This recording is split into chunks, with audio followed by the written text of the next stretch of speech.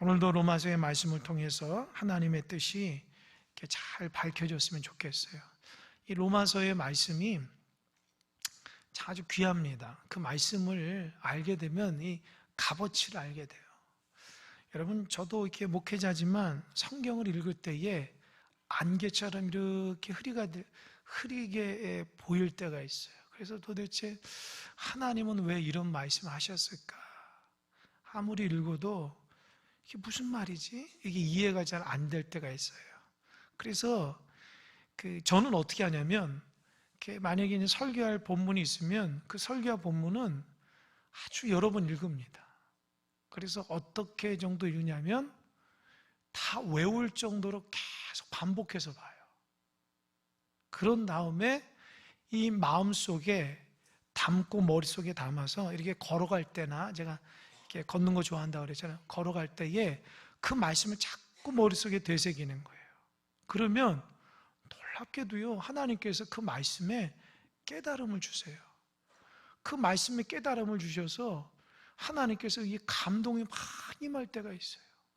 저는 참 그게 하나님께서 저에게 주시는 특별한 은혜가 아닌가, 그렇게 생각돼요. 일주일 동안 제가 해야 될 그 말씀이 참 많이 있습니다. 지금 새벽 기도는 사무엘 하루라고 있거든요. 그 사무엘하도 참 한 장 정도면 하루에 한 반 장 정도 이렇게 제가 하려고 분량을 생각하고 있어요. 그래서 한 그 정도 하죠. 또 수요일 날은 뭐 하죠? 로마서. 금요일 날은 뭐 하죠? 다니엘. 주일 날에는 이제 사도행전 다 끝나고 제가 기도하면서 중요한 본문들을 이렇게 해나가는데, 그러다 보니까 일주일 내내 성경을 보는 양이 굉장히 많더라고요. 근데 제가 갖고 있는 저만의 기쁨이 있는데 그게 뭔지 아십니까? 모르죠. 제가 말 안 했으니까. 저는 성경이 이렇게 새카매지거나 성경이 내가 그 본 말씀이면은 그렇게 기뻐요. 빨리 저는 우리 교인들과 함께 일독을 좀 정독했으면 좋겠어요. 그게 제가 이제 목회하는데 어떤 목사님은 그러시더라고요. 이번에 세미나 하면서 어떤 목사님한테 물어봤어요. 목사님은 담임 목회하면서 일독을 하는데 몇 년 걸렸습니까? 했더니 7년 걸렸대요. 7년. 아, 그러시냐고. 저는 이제 3년 하고 있는데 앞으로 4년이 남았겠다 생각이 드는데, 곰곰이 따져보니까 7년까지 안 걸려요, 저는. 왜냐하면 거의 내가 말씀을 전하니까 빠르면 한 4, 5년 정도 되면은 성경을 한번 탁 띄는 거예요. 제가 그게 얼마나 학수고대한지 몰라요. 그래서 저도 나름대로 이 하나님 앞에 학생 같은 마음으로 열심히 공부하고 있어요. 목회자가 성경을 한번 정독을 한번 딱 교인들과 한번 해봐야지 교인들도 말씀에 대한 자신감도 있고 어디에 무슨 말씀인지 그 뜻이 뭔지를 좀 알게 되는 거예요. 특별히 로마서의 말씀은 우리가 참 기대감을 갖고 봐야 될 말씀이에요. 로마서를 통해서 많은 사람들이 변화됐기 때문입니다. 여러분, 말씀을 통해서 변화가 될까요? 안 될까요? 변화가 될까요? 안 될까요? 대답을 한번 해보세요. 변화가 됩니까? 안 됩니까? 됩니다? 됩니다? 됩니다. 안은 아주 굉장히 조그맣게 하고 그냥 됩니다. 여러분, 말씀을 통해서 바뀔 줄 믿으시기 바랍니다. 저도 때는 그런 마음이 있어요. 아이고, 말씀을 통해서 교인들이 좀 변화되려나, 그런 생각할 때가 있어요. 왜요? 왜 그럴까요? 변화가 안 된 모습이 많으니까 그렇죠. 그러나 여러분, 사람을 보면은 실망하지만 그 사람 안에 계시는 예수님 보면은 소망을 가질 수 있어요. 아멘. 우리가 사람 때문에 실망한 적도 있지만 그 사람 안에 예수님이, 성령님이 역사하신다면 변화될 줄 믿고 그 하나님만 바라본다는 거예요. 아멘. 제가 오늘날 기도하는데 그 생각이 드는 거예요. 사람이 변화되겠어? 저 사람이 변화되겠어? 반복적으로 저렇게 넘어지고 쓰러지고 하나님 뜻대로 살아가지 못하고 신실하지 못하는데 변화되겠어요? 그럴 때가 있어요. 그럴 때 막 제 자신도 낭망하고 실망하는데, 잘 보면 내가 나를 보더라도 그런 부분이 있어요. 그런데 우리가 하나님을 봐야 된다, 그렇게 얘기하잖아요. 그러니까 어느 때는 그냥 하나님만 본다 라고 하는데, 그게 무슨 뜻인지 제가 어려움푸댔거든요. 그런데 제가 어느 날 깨달았어요. 사람을 보면서 그 사람을 보는 것이 아니라 그 사람 안에 계시는 예수님과 하나님을 보기 시작하는 거예요. 그러면 하나님께서 그 사람을 변화시킬 줄 믿고 소망 가운데 있으면, 하나님의 역사 가운데 변화될 줄 믿으면 소망이 생기는 거예요. 그러면 내가 그 사람 때문에 어때요? 마음 아플 필요가 없어요. 하나님께서 변화될 줄 믿고 소망 가운데 하나님은 그 영혼을 변화시키시고, 하나님 그 영혼 가운데 역사하여 주셔서 예수님의 사람으로 바꿔달라고 하면 되잖아요. 아멘? 아멘? 그러니까 사람을 미워할 필요도 없고 사람을 그렇다고 막 좋아할 필요도 없어요. 왜요? 하나님께서 그 사람을 변화시킬 줄 믿는 겁니다. 아멘? 그러니까 여러분도 그래요.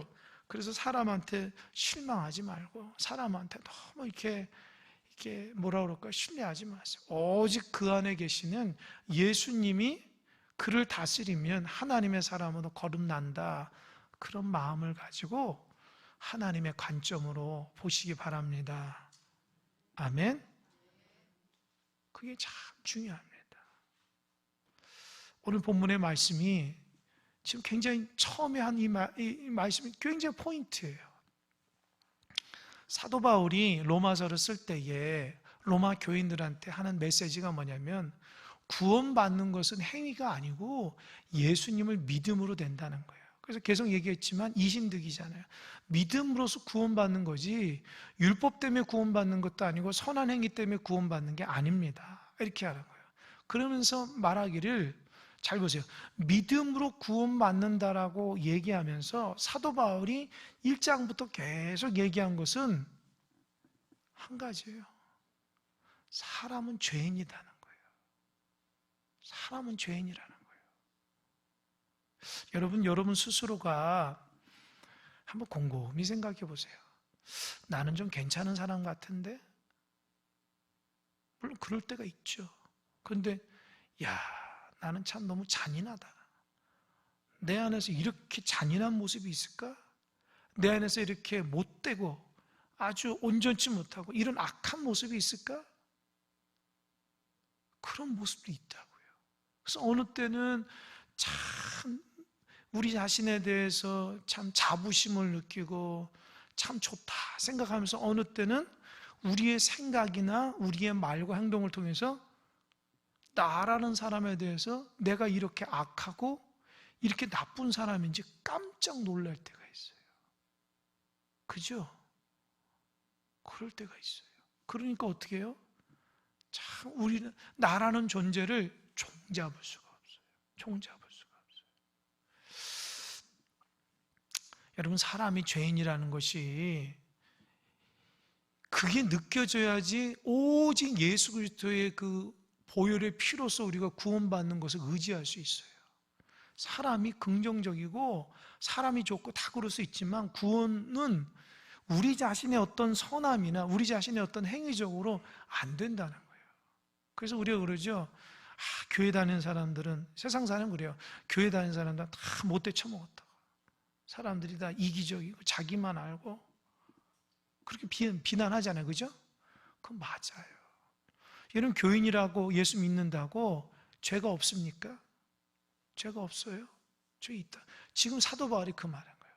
지금 1장부터 이 3장 하면서 첫 번째는 이방인의 죄. 이방인들은 하나님께서 은혜를 주셨음에도 불구하고 하나님께 감사하지 못하고 영광 돌리지 못하고 어떻게 해요? 자기 뜻대로 살아가는 거예요. 그러다 보니까 죄를 짓죠. 그 죄를 하나님께서 그냥 내버리는 거죠. 그러니까 그들은 죄 가운데 죽어가는 거예요.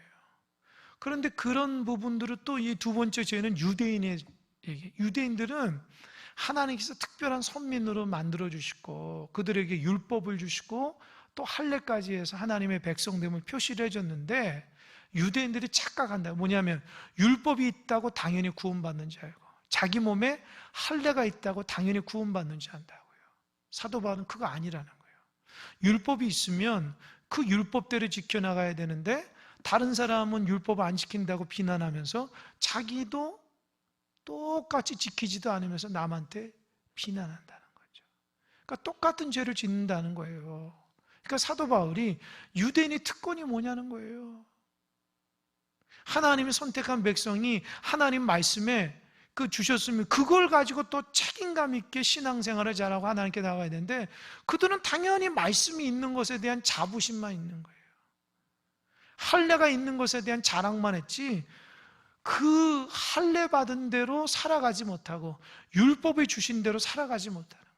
그래서 그렇죠. 사도 바울이 표면적 유대인이 아니고 이면적 유대인, 이면적으로 할례를 해야지 정말 하나님의 참다운 하나님의 백성이에요. 이렇게 해서 이제 유대인의 죄에서 얘기해요. 그러니까 오늘은 누구라고 얘기해요? 9절 한번 읽어볼까요? 9절 다 같이 시작. 그러면 어떠하냐? 우리는 나으냐? 결코 아니라. 유대인이나 헬라인이나 다 제 아래에 있다고 우리가 이미 선언하였느니라. 여러분, 그러면 어떠냐? 우리는 나으냐? 우리는이 누군지 압니까? 우리는 사도 바울과 로마 교인을 의미하는 거예요. 그 말은 뭐예요? 크리스찬들.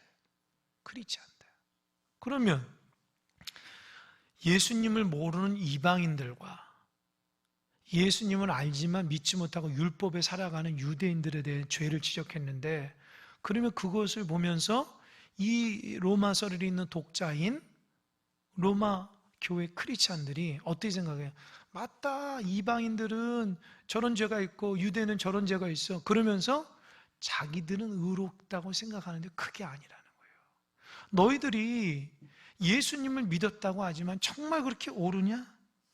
너희들이 정말 하나님의 관점으로 볼 때에 유대인이나 헬라인보다 나은 게 있냐는 거예요. 우리는 모두 다 사실 보면 죄 아래 있는 자들이라는 거예요. 죄 아래 있다. 그래서 오늘 본문에서는 예수님을 믿는 사람들도 정말 하나님 앞에 진실되게 예수님을 자기의 삶의 구주로 모시고 그 뜻대로 살아가지 않으면 다 죄 아래 있는 자들이라는 거예요. 여러분, 살아가면서 죄책감에 어떻게 시달리는지 모르겠어요. 이 크리스찬들이요, 신앙생활 하면서 신앙생활 오래 하거나 적게 하거나 죄를 지으면 이 죄책감이다. 죄책감. 왜요? 우리 안에 하나님이 살아계시고 예수님 살아계시기 때문에 하나님 뜻대로 살아가지 못하면 하나님은 우리 안에 양심을 통해서 회개하라고, 하나님이 그런 거 원치 않는다고 알아요, 우리가. 그래서 하나님 보시기에 내가 죄를 지금 안고 살아가고 이거를 해결해야 되는데 그런 부분을 다 하나님 주신다고요. 아, 내가 이렇게 살아가면 안 되는데 하나님은 이렇게 살지 말라고 나한테 얘기했는데 처음에는 그게 굉장히 부담감 있고 죄책감인데 이것이 오래 지속되면 어떤지 알아요? 신기하게도 크리스찬들은 당연히 그런 줄 알아. 그러니까 죄책감을 가지고 살아가는 것이 크리스찬이 착각한다고요. 여러분, 예수 믿는 사람들이 죄책감을 갖고 살아가는 게 바르게 신앙생활하는 게 아니에요. 우리는 예수님을 통해서 죄의 문제가 해결되는 겁니다. 근데 예수님을 통해서 죄의 문제, 죽음의 문제가 해결되는 것이 성도인데 여전히 우리가 죄의 이 껄끄러운 모습대로 살아간다는 것은 아직도 우리가 하나님 앞에 성화되지 못한, 변화되지 못했다는 거예요. 변화되지 못했다는 거예요. 제가 월요일 날 여러 목사님들 만나면서 어떤 목사님 말을 듣고 제가 막 이 마음이 너무 이게 막 찢어지도록 아팠어요. 진짜 마음이 안타까운 말을 하셨는데 그분 목사님은 이렇게 나이가 저보다 한 5-6살 많으신 분이에요. 그분이 이제 서울에서 목회를 하다가 저기 지방에 아주 큰 교회 담임 목사로 내려갔어요. 목회를 한 3년간 하다가 너무 힘들어서 암에 걸렸어요. 암에 걸려가지고 목회를 이제 그만둔 거예요. 얼마나 힘들고 어려우면은 막 스트레스 받아가지고 목회하는데, 기쁨을 해야 되는데, 그게 이제 마음의 병이 오고, 마음의 병이 육신의 병이 돼가지고 더 이상 목회를 못하는 거예요. 그러다 보니까 마음이 굉장히 실망스럽죠. 그래서 이제 자기가 원래 있었던 서울로 올라갔어요. 올라가는데 그 목사님하고 같이 공부했던 목사님이, 그 목사님보다 형님 되신 분이죠. 그분보다 한 5, 6살 많은 형님 되신 목사님이 그를 보면서 너무 불쌍하다고 그 교회 부목사를 이렇게 청빙을 한 거예요. 그렇게 편하게 목회를 하시라고 이렇게 해서 한 거죠. 그러다가 이제 나이 듣고 이러니까 기도하면서 때로는 담임 목회자를 이제 찾은 거죠. 근데 어느 날 이 목사님한테, 이 부목사님한테 전화가 왔어요. 동기 목사님인데 어느 그 서울에 가까운 경기도 어느 거기에서 그분이 개척을 해가지고 꽤 그래도 목회를 열심히 하셨대요. 근데 이제 목회를 하다가 이제 계획이 다른 곳에 있어서 그 목회를 그만두고 그 목회를 누구한테 이어줄까 하다가 그 목사님이 생각나서 이렇게 오시라고 우리 교회에서 이제 청빙하겠다 그렇게 얘기했대요. 그러니까 목사님이 생각해 보세요. 큰 목회를 하다가, 큰 목회라는 것은 좀 규모 있는 교회에서 목회를 하다가 암에 걸려가지고 목회를 더 이상 못할 것 같은데 하나님의 은혜로 어느 목사님 만나서 부목사를 하다가 또 하나님도 기회를 주셔가지고 그 동기 목사님의 소개로 그 교회를 가게 된 거예요. 그래서 하나님 앞에 너무 감사하다 했는데 문제는 가보니까 이게 말이 다른 거예요. 그 자기 동기 목사님이 소개하신 그 교회가 얼마나 문제가 많은지 몰라요. 그 목사님이 다 말은 못하겠지만 이 재정적인 문제를 일으키고 또 교인들과 뭐라 그럴까요? 아주 안 좋은 관계로 쫓겨나듯이 나간 거래요. 그래서 그 목사님을 대신하라는데 가보니까 뭐냐면 그 교회가 너무 힘들고 어렵고 고통스럽고 그 교회에서 예배당도 이제는 드릴 수 없는 그런 상황 속에 있는데, 그러니까 알고 보니까 동기 목사님한테 이제 뭐라 그럴까, 다 덤탱이 쓴 거야. 쉽게 하면 다 그 사람한테 다 하고 자기는 싹 빠져나. 그래서 그 목사님이 그런 목회자가 있다고 하면서 막 이렇게 화가 나서 그 얘기를 하는 걸 제가 듣고, 야, 참 어떻게 그럴 수 있는가. 제가 그렇게 얘기한 목사님도 또 소개시킨 목사님도 둘 다 알기 때문에 제가 너무 안타까운 거예요. 그 학교 다닐 때에 그 소개시켜준 그 목사님이 알거든요. 거짓말 아니라 대학원 때는 선비 같은 목사님, 선비 같은. 아주 점잖고 예의 있고. 근데 제가 목회 한 대학원 졸업한 지 20년 됐으니까 그동안에 사람이 완전히 바뀐 거예요. 하나님을 향한 신실함이 아무것도 없어진 거예요. 그러면서 제가 그 소리를 들으면서, 야, 어떡하나. 그러니까 여러분, 목회자건, 교회 직분자건, 교회 오래 다니건 안 다니건 그 마음이 하나님으로부터 새롭게 되지 않으면 세상 사람보다 더 못한 사람이 돼버립니다. 여러분, 정신 바짝 차려야 돼요. 교회 다닌다고 다 선한 사람들이 아니에요. 신앙이라고 다 좋게 봐서 그렇지 세상에서 어떤 모습으로 하나님 앞에 죄를 지면서 살아가는지 몰라요. 그러니까 참 제가 그걸 들으면 내 자신을 자꾸 반성해 보는 거예요. 나도 물들면 안 되겠다. 원래부터 그분이 그렇게 했어요. 수없이 많은 문제 가운데서 하나님 앞에 씨름하면서 해야 되는데 세상과 타협하려고 하고 사람과 타협하려고 하나님의 방법대로 살지 않으니까 그게 조금씩 쌓여가지고 죄가 그냥 딱 들어와도 이렇게 해도 괜찮다고 하는 죄가 이제 그 마음속에 가득 차니까 자기 마음대로 살아가고 하나님 볼 때 부끄러운 짓을 알면서도 깨닫지도 못하고. 여러분, 그래서 거듭나지 않는 신앙인은요 여전히 해결되지 않은 죄가 있는 거예요. 참 사람이 참 잔인하고 악할 때가 참 있어요. 내가 요즘에 TV 보면서 아주 이게 마음에 굉장히 막 씁쓸해요. 뭐 진짜인지 아닌 그 위안부 할머니들 있잖아요. 그 할머니들 위안답시고 그렇게 모금해가지고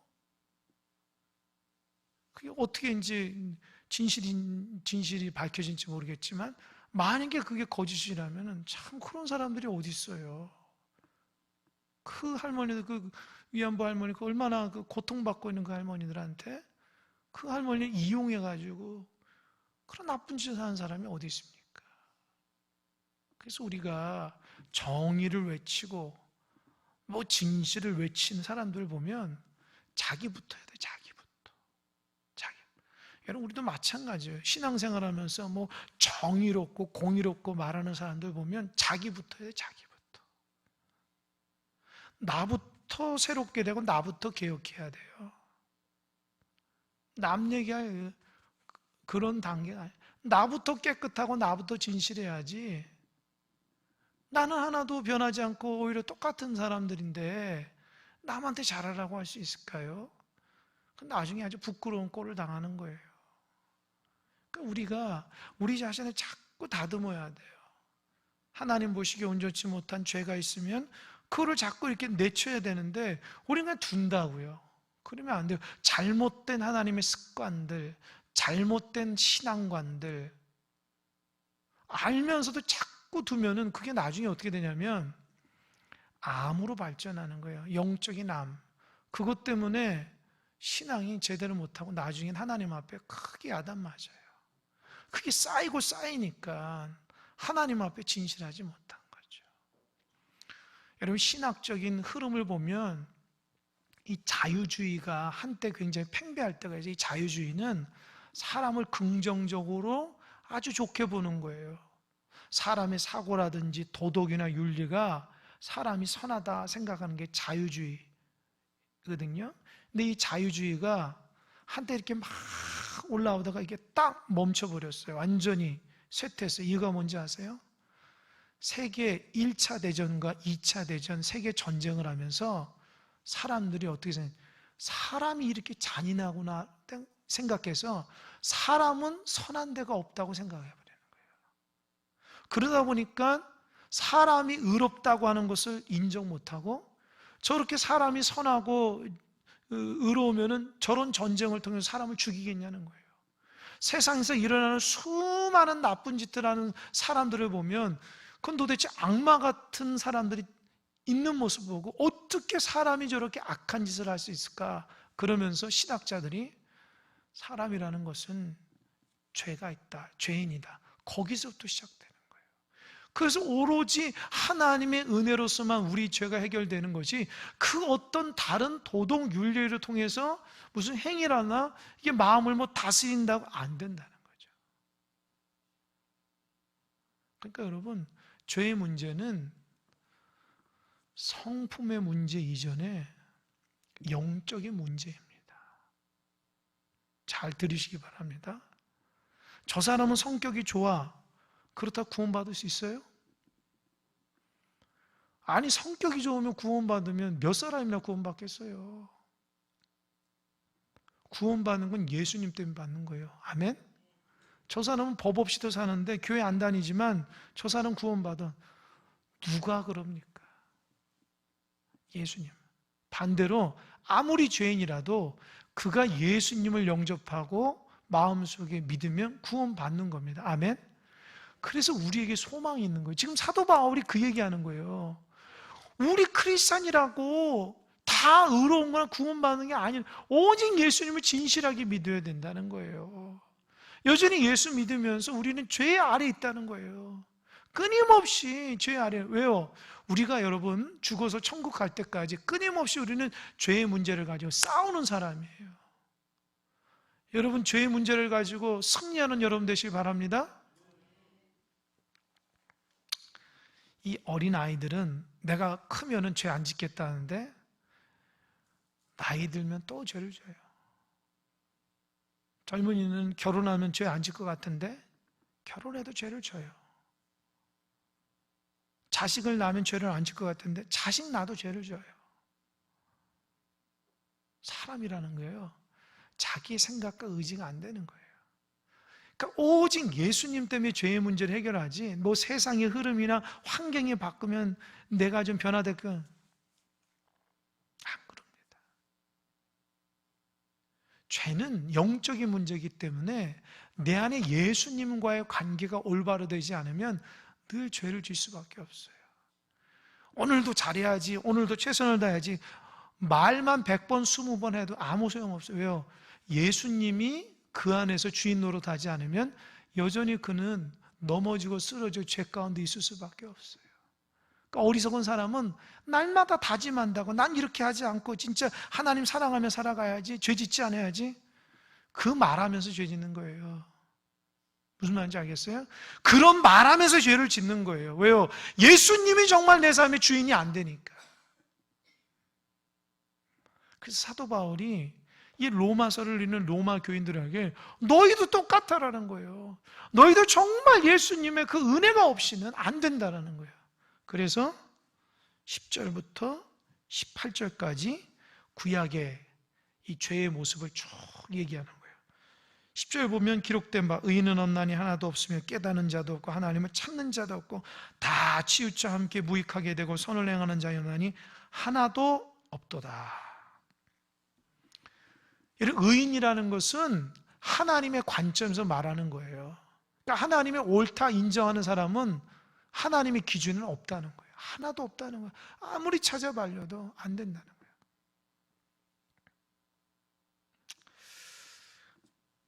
여러분, 그러면 죄인의 모습은 어떤 모습일까? 사도 바울이 말하기를 죄의 모습이 뭐냐?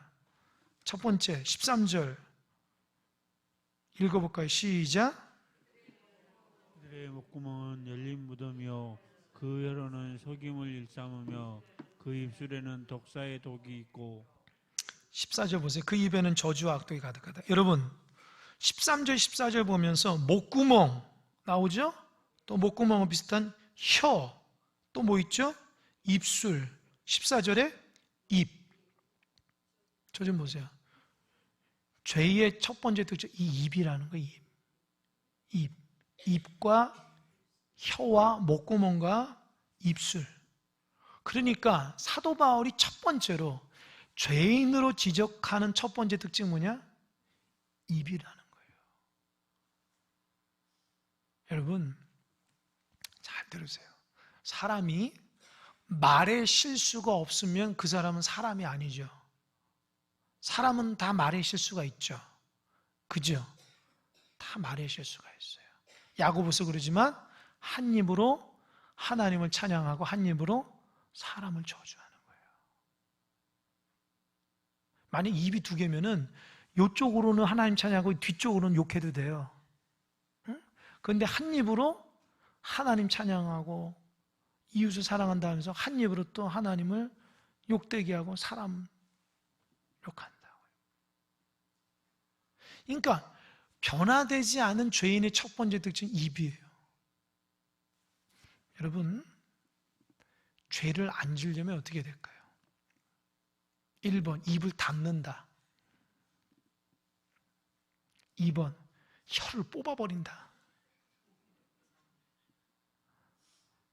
3번, 예수님의 마음, 예수님의 말씀으로 다스린다. 몇 번이에요? 알겠어요? 입을 꼬매버든지 혀를 뽑아버려도 죄는 여전히 있어요. 예수님으로 다스려야 돼요. 아멘? 그러니까 이 입으로 죄 짓는 사람은 반드시 예수님이 다스려야 돼요. 아멘? 그냥 습관적으로 입으로 죄 짓는 사람이에요. 습관적으로. 요즘 아이들 보면 입만 열면 욕이에요. 난 깜짝깜짝 놀라요. 이렇게 공원에서 이렇게 운동하다 보면은 이렇게 걸어보면 입만 열면 욕인데 그 욕을 너무 이렇게 추임새처럼 하는 거야. 나 이거 도저히 흉내를 못 내요. 순간 내가 듣고 나도 똑같이 시키니 조용히 안 해. 이렇게 하려다가 나 그냥 참았다. 이제 모르는 아인데. 이게 이제 밴 거예요, 입에. 그렇게. 여러분, 말은요, 그 사람의 인격이라고 그러잖아요. 내용 아는 게 그 말이 그대로 나오는 거예요. 그러니까 여러분, 항상 우리 죄인들은 입을 다스려야 돼요. 아셨죠? 입만 다스리면 삶이 은혜가 있습니다. 그래서 가능한 은혜로운 말, 좋은 말을 많이 해야 돼요. 아멘? 자꾸 스스로 불평불만하면 자기 인생이 불평불만하게 되는 거예요. 자꾸 남 얘기하게 되면 똑같이 그 말로 상대방을 이렇게 당하는 거예요. 그러니까 말을 긍정적이고 좋고 은혜로운 말만 해야 돼요. 아멘? 교회 안에서 자꾸 부정적인 말을 하시는 분도 있어요. 자꾸 안 좋은 말 하는. 그 자기의 상태가 그렇다는 거예요. 자기의 상태. 그 하나님과의 관계에서 제대로 풀리지 않으니까 입에서 그런 말들이 나오는 거죠. 그러면 안 돼요. 하나님의 말씀으로, 은혜로 이 마음을 잘 다스려서 여러분 오른쪽에 있는 글 한번 읽어보세요. 현수막에 시작. 범사에 감사하라. 그게 하나님의 뜻이라니까요. 아멘? 그러니까 막 내가 원하는 말만 한다고 되는 게 아니라 하나님의 말씀으로 나에게 탁 다스려야 돼요. 아멘? 그러면요, 여러분 한번 노력해. 올 한 해 내가 입으로 불평불만하지 않는다. 그저 감사하고 기뻐 살면 그 인격이 변화돼요. 삶이 달라져요. 삶이 달라져요. 진짜요. 하루에 한 번씩 감사하다고 고백해 보세요. 뭐 아내나 남편이나 자녀에게나 누구에게 감사합니다. 입에서만 내면 이 감사의 열매가 나오는 거예요. 아멘. 두 번째, 죄 짓는 사람의 특징은 15절. 그 발은 피 흘리는 데 빠른지라 파멸과 고생이 그 길이 있어 평강의 길을 알지 못한다. 두 번째 죄는요, 발로 져요. 자기 마음대로 다니는 거예요. 하나님 원치 않는데 가지 말라. 거의 참 이렇게 코로나에게 다 잠기려고 했다면 이태원 그 유흥업소 가가지고 되잖아요. 저는 어떻게 생각하냐면 오히려 그걸 또 오히려 감사해요. 왜냐? 거기 가지 말라고 또 하나님이 신호를 준 거 아닙니까? 그죠? 그러니까 여러분, 내 발이 원하는 대로 간다고 다 가면 안 돼요. 그게 나한테도 도움이 안 되고 남에게 도움이 안 되면 가지 말아야죠. 그죠? 그 말은 내가 원하는 데 살지 말라는 거예요. 하나님을 마음의 중심으로 하지 않으면 내 원하는 대로 막 가게나 행동을 하게 되면 악으로 달려간다는 거예요. 세 번째, 18절. 그들의 눈앞에 하나님을 두려움이 없다. 세 번째 짓는 게 눈이라고요. 여러분, 눈은요, 잘 보라고 한 거예요. 잘 봐야 되는데, 이 악한 걸 보라고 주는 게 아니라 눈이 하나님의 역사, 하나님의 일하심, 하나님의 놀라운 것을 보라는 거예요. 그리고 그의 눈에 뭐라고요? 하나님을 두려움이 없다는 거죠. 하나님의 얼마나 위대한 것을 좀 보라는 거예요. 그러니까 죄 짓는 거는 세 가지죠. 입으로 죄 짓고 발로 짓고 눈으로 짓는 거예요. 대체로 죄 짓는 사람의 특징이 그런 데서 나타나요. 그러니까 어때요? 우리의 입과 눈과 발을 잘 다스려야, 우리 손을, 그러니까 신체 기관을 잘 다스려야 돼요. 그래야지 죄 가운데 거하지 않습니다. 근데 죄 짓는 사람이 왜 죄 짓냐? 18절. 하나님을 두려워하면 없는 거예요. 그러니까 여러분, 하나님을 두려워하지 않으면 자기 마음대로 한다고요. 진짜 하나님 앞에 야단 한번 탁 맞아보면 하나님 무서운 줄 알아요. 그러니까 하나님이 얼마나 무서운지 모르면은 에이그 뭐 하나님 사랑이 하나님인데 사랑이 하나님의 매가 얼마나 무서운지 한번 보세요. 여러분, 자녀가 세상에 나와서 방황하는데 그 부모가 도저히 이러다 안 되겠다 그러면 매를 들어서 때리잖아요. 그 매를 든 부모가 자녀를 때릴 때 어떻게 해요? 따끔하게 아프라고 때리는 거예요. 깨달으라고. 그죠? 그냥 떼찌떼찌예요? 그냥 다리 몽댕이는 그냥 부러진다 그냥 얼마나 세게 때려요. 왜요? 그렇게더라도 깨달아야 되니까. 그렇게더라도 죄를 짓지 말라고. 이해되십니까? 그 부모가 자식을 죽이려고 때리는 거예요? 아니죠. 자식이 더 이상 죄 짓지 말라고. 하나님도 똑같아요, 우리에게. 더 이상 네 멋대로 살지 말고 하나님을 두려워하고 하나님 울타리 안에서 믿음으로 하나님 뜻을 잘 바르게 살라고. 그렇게 인간 막대기를 하나님이 환경을 통해서 때리시는 겁니다. 그걸 때리면 아프잖아요? 그 아픔이 하나님 앞에 하나님을 두려워하지 못하고 용서. 그렇게 해야 되는데 그 아픔을 참고 막 이렇게 더 때리라고 하는 거예요. 자녀들 중에 그런 애 있잖아요. 때리면 더 때려보세요. 더 때려보세요. 그럼 어때요? 더 때리죠. 더 때리죠. 그러니까 하나님 앞에 그러면 안 돼요. 하나님이 딱 한 대 쳤으면 하나님이 신호구나. 이렇게 나와야 되는데. 그죠? 두 번째 때려도 지난번 거보단 좀 괜찮네. 이렇게 하면 안 돼요. 깨닫고 하나님 잘못했습니다. 하나님 나 용서해 주세요. 내 멋대로 사동 용서해 주시고 내 마음대로 입을 얘기하고 눈을 손과 발로 저짓도록 용서해 달라고. 그렇게 하나님을 경외하고 높이는 자들이 되어야 됩니다. 아멘. 사도 바울이 그 얘기하는 거예요. 그러면서 중요하게 19절 20절에 율법에 대한 얘기야. 19절 우리가 알거니와 모든 율법이 말하는 바는 율법 아래에 있는 자들에게 말하는 것이 이는 모든 입을 막고 온 세상을 하나님의 심판 아래 있게 하려 함이라. 여러분 율법은요 모든 사람이 뭐를 막아요?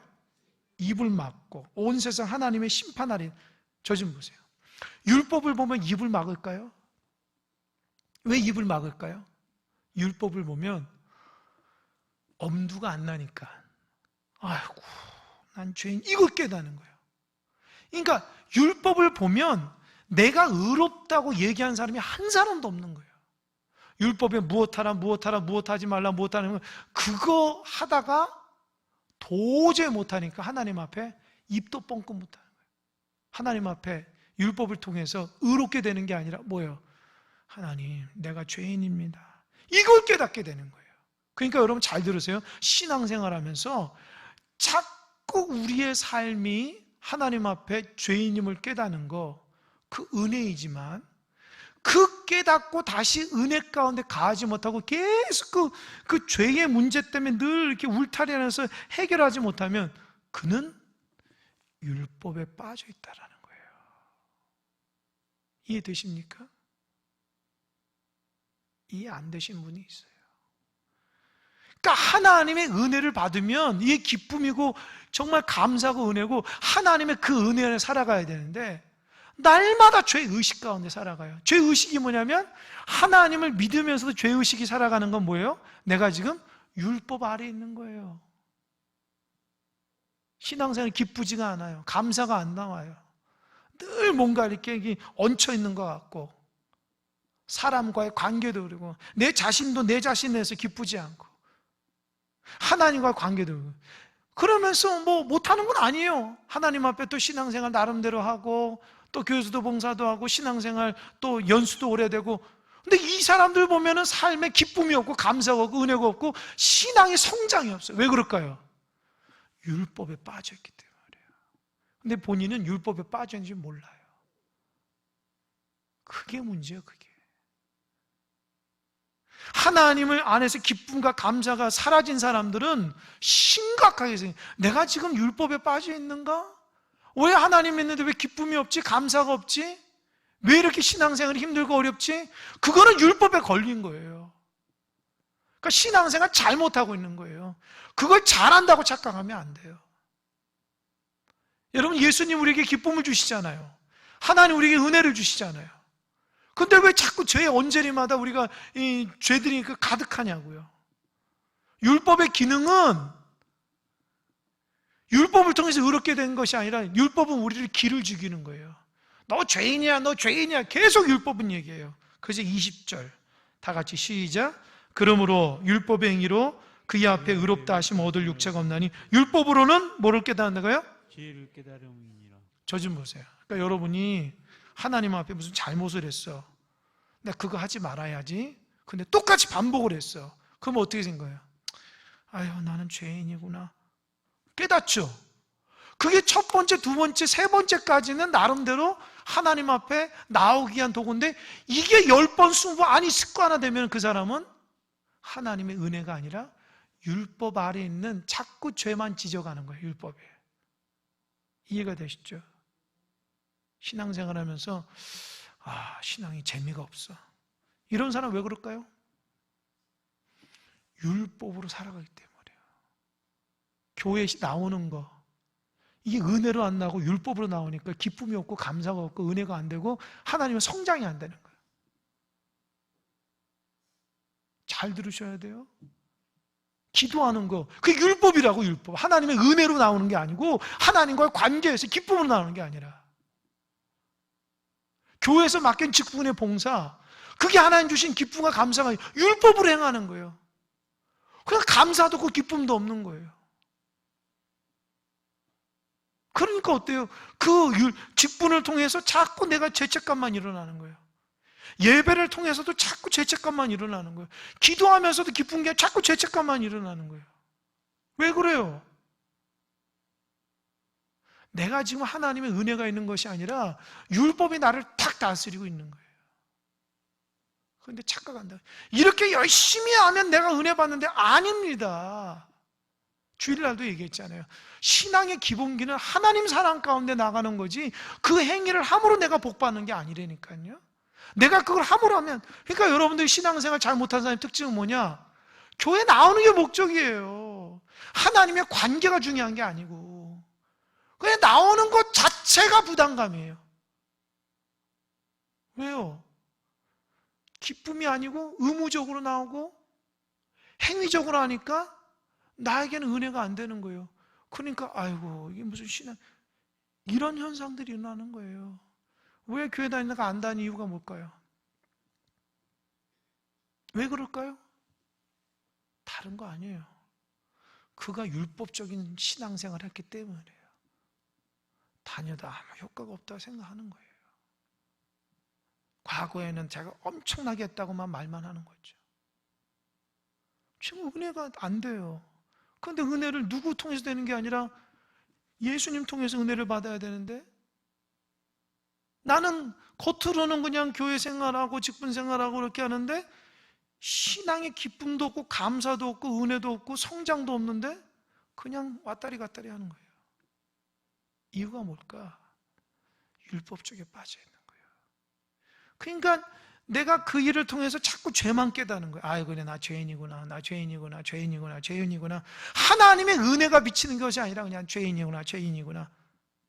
그러니까 정말 예수님의 은혜 가운데 삶의 주인으로 주님의 기쁨과 감사로 신앙생활하면서 변화가 일어나야 되는데 어느 순간 은혜가 아니라 율법에 사로잡힌 거예요. 그러니까 목회자가 얘기하나 누가 신앙의 선배들이 얘기하는 거를 다 율법으로 듣는 거예요. 그 은혜로 듣지 않은 거예요. 여러분 우리가 신앙생활 제대로 해야 돼요. 여러분들이 제대로 하면 어떤 하나님의 말씀이라도 아멘으로 정말 기쁨으로 받을 수 있습니다. 그런데 우리가 하나님과의 관계가 자꾸 율법적인 게 된 거예요. 그러니까 하나님 관계에서 내 어떤 이기적인 부분, 내 이득적인 것만 취하려고 하고 내 삶이 하나님 앞에 드려지거나 그분은 사랑의 관점이 아니라면 우리는 여전히 아무리 많은 예배를 드려도 그 안에 기쁨이 없이 율법적인 마음으로 자꾸 부담감을 있는 거예요. 기도를 아무리 열심히 해도 응답도 안 되고 기도해서 뭐하나? 이런 마음이 드는 거고, 직분을 감당하더라도 감사와 은혜로 하는 것이 아니라 너무 힘들고 어렵고, 그러니까 나도 모르게 불평불만이 다 같이 따라오고, 그래서 자기는 열심히 하는 것 같은데 사실 보면 열심히 하는 게 아니라 마음 상태가 기쁘지 않는 거예요. 그러니까 다람쥐 쳇바퀴식으로 뭔가 달려가고 땀은 나는데 나아가지 못하는 거예요. 이게 왜냐? 율법에 빠져있는 신앙인의 특징입니다. 여러분, 그동안 모르셨다면 오늘 말씀을 통해서 깨닫는 여러분 되시기 바랍니다. 아주 이게 무서운 거예요. 신앙인이 율법주의에 빠지면 그 사람 큰일 납니다. 나중에 하나님 섭때에 절대로 예수 그리스도를 믿지 않았기 때문에 구원의 문제까지 하나님 앞에 심각하게 받아들여야 돼요. 내가 예수님을 나의 구주로 모시면 그분이 신앙의 삶 가운데 점점 커지는 거예요, 예수님이. 근데 신앙생활을 내 의지대로 하려고 하고 행위대로 하려고 하고, 그러니까 율법의 이 죄를 깨닫으면서 사람이 변화되지 않으면 어떻게 되는지 알아요? 남을 정죄하기 시작해요. 그래서 바리새인과 사두개인들이 그런 특징이 있는 거예요. 그 말씀을 통해서 나에게 적용이 되는데 자꾸 말씀이 나에게 죄를 지적하니까 자기는 행하지 못하니까 그 죄의 지적이 어떻게 남한테 발동하는 거예요. 그러니까 예수님 당시 종교 지도 예수님한테 그렇게 야단 맞은 이유가 뭐냐? 율법을 통해서 자기 삶에 적용된 것이 아니라 죄를 깨닫고 그래서 예수님과 하나님을 잘 믿어야 되는데 그것이 그대로 자기에게 이 죄책감을 줬던 것이 남한테 똑같이 하는 거예요. 그래서 여러분, 지나치게 남 비판하는 사람들은 마음속이 공허하다는 거예요. 율법주의에 빠졌다는 거예요. 하나님의 사랑이 없다는 거예요. 그런데 이거는요, 목회자에게도 있고요, 신앙생활 오래된 중직자에게도 많아요. 이거 심각하게 기다려야 돼요. 나는 목회자이기 때문에, 나는 장로인데, 나는 권사인데, 웃기지 마세요. 그 신앙이 예수님의 주인이 되지 못하면 평생 열심히 해도 율법주의에 빠져 있는 거예요. 기쁨 없이 그냥 힘들고 어려도 참 버티기만 하는 거예요. 여러분, 그거는 진정한 신앙이 아니에요. 주님을 통해서 은혜와 감사가 있어야지 무슨 내 의지로 뭐 돌파하는 것도 아니고 하나님의 의지가 내 의지로 되는 게 아니라고요. 그러니까 신앙을 좀 이렇게 똑바로 진실되게 하나님 말씀 앞에 다듬어줘야 되는데 우리는 말씀을 받아도 그냥 자기 안에 있는 수준에서만 딱 듣고 끝내버린다고요. 말씀을 순수하게 받지를 않아요. 그냥 그대로 멈춰버려요. 여전히 내 신앙의 습관대로 살아간다고요. 근데 그게 최선이라고 생각한다. 그러면 안 됩니다. 그러니까 율법주의에 빠지면 큰일 납니다. 저는 저와 여러분들이 그런 율법주의에 빠지지 않길 바랍니다. 예수님이 내 삶의 주인이 돼야지 예수님이 없이 큰일 납니다. 오늘부터라도 하나님의 은혜로 승리하는 여러분 되시길 바랍니다.